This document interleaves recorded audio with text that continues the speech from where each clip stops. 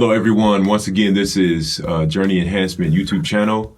My name is Ethan Merriweather, and I'm so glad that you've come and visit our channel once again. I'm here with Rich Wiehe, the CEO and owner of Journey Enhancement. And today, this is episode 4, and we're going to talk a little bit about appropriate eye-to-eye contact and maybe a few others, okay? So let's get started. Well, here, Ethan, to begin with, the way that I defined eye-to-eye contact was, this is the results of eye-to-eye contact. Our thoughts, feelings, and emotions are conveyed stronger than words through our eyes.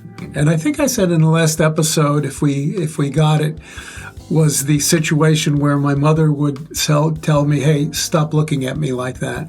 Mm-hmm. Or change your face. Yeah. As a matter of fact, when I was at Ryder in the corporate world, I had a secretary at the time, and she was very aware of my body language. Okay.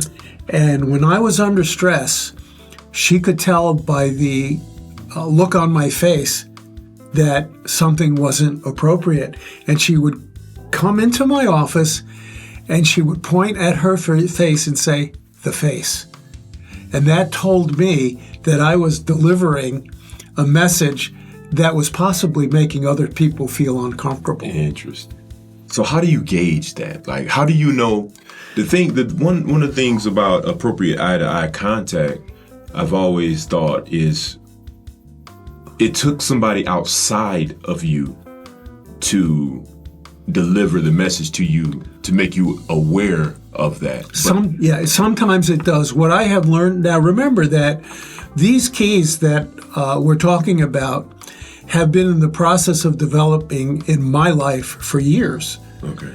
So when it comes to eye-to-eye contact, there's a couple of things that I think are important to understand. I had a situation a couple of weeks ago, maybe a month ago, where I was talking to a small group of people, and I was wanting to get everybody's opinion about something that we were talking about. And these were people that were relatively shy. And shy people have a tendency to look down when they talk to you and resist eye-to-eye contact. But when I'm trying to find out the truth about something or whether or not something is bothering someone, I need the eye-to-eye contact. So I actually did, and it worked.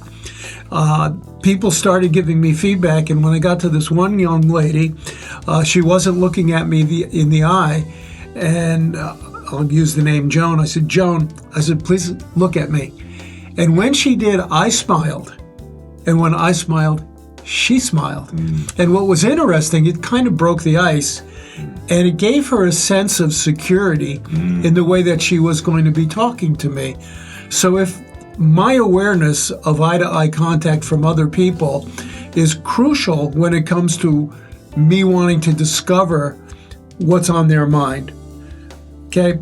On the other hand, I have an awareness personally that when I'm talking to people, I understand how important eye-to-eye contact is.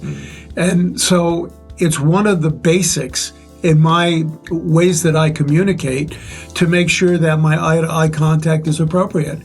And, believe it or not, there are times when I will look someone in the eye and have a strong look on my face, and other times a more soft look on my face. And the eye-to-eye contact goes along with the way that you use your body. And you don't have to say much when you have good body language and good eye-to-eye contact. Those kind of unspoken messages are sometimes more powerful than words. Well, if we're going to talk about what we consider to be appropriate, that is really a good way, a good method to use as your own personal guidance. Let's say, for example, that you're playing basketball and you got hurt. We have to call a timeout. You come over I'm the coach, you're the player. I notice that you hurt your elbow. Now, you're a key player. So you come over to me, and I want you to stay in the game. I want you to endure the pain. I look at you and I say, "You're okay, aren't you? Get back in there." Okay, now that's a pretty selfish attitude, but I realize that what I need is you in the game. Let's say that I notice that the elbow is possibly really bad. My eye-to-eye contact to you is going to be different. True. It's going to be, Nice. Ethan, really, I think you need to sit down for a while. And sometimes along with eye-to-eye contact, and this is not in one of the 20 keys, Okay. touching a person. Gotcha. When a person is in a state of emotion, sometimes a touch can do a lot. And, you know, that's another thing you have to learn how to do. When do you touch somebody? When do you hug somebody? Some people don't like to be touched or hugged. Other people do. And it's interesting because when we do the DISC model of human behavior, the people that don't like to be touched or hugged are typically the high Ds, the people that are the drivers, the doers, the people that, and the high Cs. The people that enjoy the comfort of a hug or a touch are the people that are the shy people. They need that kind of reinforcement. That's interesting. But getting back to the accommodating eye-to-eye contact, or the appropriate eye-to-eye contact, you have to understand when you're looking at somebody, what message do you want to send to them by the way that you're looking at them? And if we are aware of that, we can control it really well. And it basically accentuates other parts of these 20 keys. So this is very, very important for me to understand about appropriate eye-to-eye contact. So in your last discussion about, or the last second ago, you were talking about a coach. And to me, that would be inappropriate eye-to-eye contact from his standpoint, right? Like when would it become an inappropriate eye-to-eye contact to someone? When someone else have an agenda behind, or that's a hard question to answer. Okay. Because there isn't one answer, but one of the things that I think would cause my eye-to-eye contact to be inappropriate, if it gives you a feeling that I don't want you to have, if you are getting the impression that because of the way that I'm looking at you, I'm angry at you, when in fact I'm really not, that could be inappropriate. So there's a lot that goes into understanding. You know, when I look at you, I have to also analyze the way you're looking back at me. And let's say, for example, I look at you, you think that I'm angry by the way I look, so you look back at me like you're scared. Now it's time for me to say, hold it. Yes. Hold it. Are we okay? Yeah. Let me explain what's going on. Okay, every time there's a doubt in the way that we communicate, there's an opportunity to clarify it. And what we have a tendency to do is not clarify the doubt. Yes. And then we go in directions that are not appropriate to communicating or solving the problem. I love that.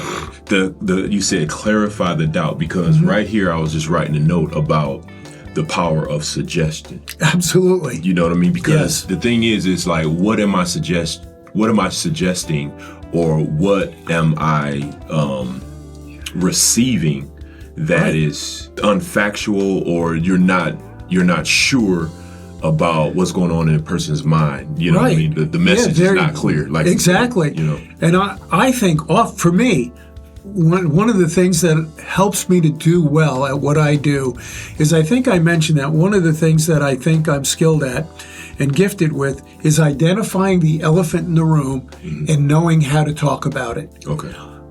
Much of that does not come from words. Much of that comes from the way people's bodies and eye contact, the way they're behaving without a word, that tells me whether or not I'm onto something. You know as well as I do, if you do something in your house that makes either your wife or your children uncomfortable, you notice they're uncomfortable before they even say anything, just by the way that their body language reveals. Now, if we're onto that, there's an opportunity to captivate whatever it is that's making the audience uncomfortable and clarify it. No, It's all part of a relationship building. So do you think that, and it's not you think, I think you know that because you already answered this. I just want to make sure the audience is understanding clear what you're saying. So the whole idea is the elephant in the room need to be identified. Right. What we have to do is when we enter into a room and you see body language and maybe some snarky looks or whatnot, you can address it, Johnny, on the spot so we can move forward in the right mindset. Another example, glad you said that, is we're in a room with a few people and we want to talk about profitability. And we pretty much know going into the meeting that we're not satisfied at the bottom line. So what will happen is I might make a statement, and then in the crowd, I'll notice two people all of a sudden look at one another and have perhaps a sarcastic look on their face or a revealing look. And that will tell me that there are two people in the room that are feeling different than the rest of, So those are the things that we pick up on through eye-to-eye contact and body language. So when you recognize this as a facilitator and a mentor going into an establishment, right? Yes. But I'm talking about as far as your exercise, yes. like as far as relationship building, because you're, and correct me if I'm wrong. So your core value is to bring value to situations that they don't know that the value exists. Close. What I would like to do is I would like to make discoveries that provoke curiosity, that lead to possibilities that haven't existed before. Okay, the objective is this. I go into an environment and there are usually things that need to be addressed. Confrontation is necessary, and nobody really wants to talk about it or identify it.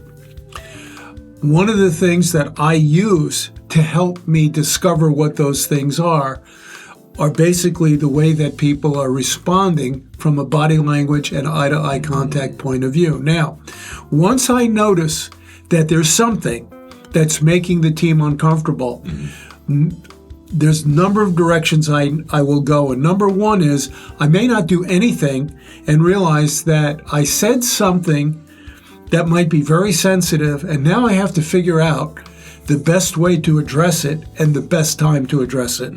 So we don't always act immediately on the observations we make.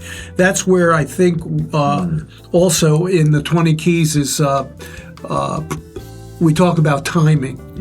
Okay, sometimes it's necessary by the way people are behaving to immediately bring up and challenge the situation. So part of being a good facilitator is to know when it's appropriate, when it's not appropriate, because what we don't want to do, we don't want to break down or eliminate the possibility of continued conversation. Yes. The more we talk to one another, the more we express our thinking, and the more we express our thinking, the more we come up with new ideas. You've already mentioned this, but I do want to. I think we can't avoid talking about this a little bit more. Is the accommodating the body language? Absolutely. You've already talked about that briefly, but can you explain to the audience a little bit more about that so they can get a little bit more definition? You made me think of something that it's not real relevant, but it's really a good point. When I was in the corporate world, we had a state police officer who worked in crime. I don't even remember why he was there, but I was able to get into a conversation with him. Okay. And we were talking about honesty. And he said, when we interrogate someone, there's a way that you could determine whether or not people are lying. Okay. So I said, well, what is it? And he said, it isn't 100% accurate, but it's true, so I have to move my body here to show you. Okay. He crossed his leg, and he said, ask me a question, and I asked him a question. And when I asked him a question, his foot moved up. Okay. And that little movement indicated to him that the person was uncomfortable with the question. Oh, really? Yeah. I mean, so there are people that are professionally skilled on body language that could, as a matter of fact, if you've ever watched some of the things on the, I don't know where I saw this, but they were politically analyzing somebody by body language alone. And they had an expert saying, well, notice this and notice that. Yeah. Let me tell you what that means. Okay? Yeah. So there are definitely indicators that are very obvious to you and I, even though we're not professionally trained. Think about your children. Yes. Think about Tamara, your wife. Oh, yeah. When it comes to, I know with my wife Diana, when something isn't right with her, I could tell just by the way that, it's true. And sometimes she doesn't want to share it with me because she doesn't want to make her problems my problems. Yeah. Okay? Understood. Yes. Accommodating body language is identifying that there is possibly a concern or an issue, or because of my approach, it can create an environment that is not conducive. Right. I consider it this way. Let's pretend we can't talk. Okay. And we have to determine a message that someone is giving us by their body language alone. Mm-hmm. On the other sense, let's pretend that we have to find out if something we did is offending them by their body language alone. Mm-hmm. So in the body language, we have an opportunity to discover and define motives, emotion, and how those things may be affecting someone.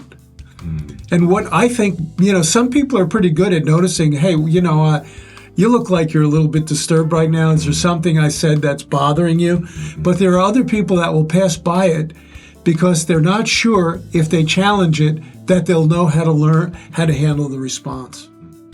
We talked about being a service to someone, right? Mm-hmm. And when you say accommodating body language, I think it's essential for us to take note of these things in order for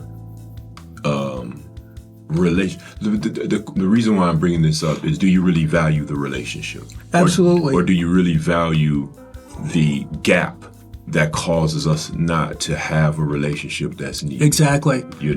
Yeah, body language could either create a gap or close a gap. Mm. One of the things that I've done, that I really enjoy doing this, and it doesn't matter whether a person's a high D or an S, someone does a good job. Mm-hmm. And what I do is I go behind them and I give them 3 pats on the back and I say, that's a pat on the back for doing a good job. Seriously. And you know what? It makes them feel good. I don't care who you are. That's a real pat on the back. Yeah. Part of body language. Yeah. That's interesting. And plus that communication right there is followed by words. Yes. Right. To get, just to capitalize on that comment, if we're going to pay a compliment to somebody, telling them that they did a good job isn't enough. Telling them that what they did that made you recognize the good job is the compliment. Yes. And sometimes, you said I did a good job, but you weren't even looking at what I did. That's interesting. You see? But when you tell me, hey, I love the way that you put that paragraph together, where did you get those adjectives that you used to define that? Now you're looking at me. See, and that's the reason why I'm saying, like, the development of that and the it takes a skill. It's skillful to be able to communicate a recognition. Yes, of something. And while it's interesting, you said it takes a skill. Yes, it does. And all I did, and I just want to. I just think it's important for people to understand that I didn't just sit down one day and come up with 20 keys. What I did over a long period of time is constantly, to me, my behavior has always been very important because I was a very academically weak student. Understood. So I compensated in other ways through behavior and people. So over a long period of time, I was constantly trying to figure out, how do I become better at that? Okay. And like any skill, whatever it is, like you do, you write music, you play musical instruments, and you know that in order to get at levels of perfection, it takes a lot of work. Yes. And a lot of time. Well, the same thing is true with understanding these 20 keys and how to use them. You learn them by practicing them. You have to know what they are, and then you have to put them to use. If you find our content valuable, please like, share, and subscribe.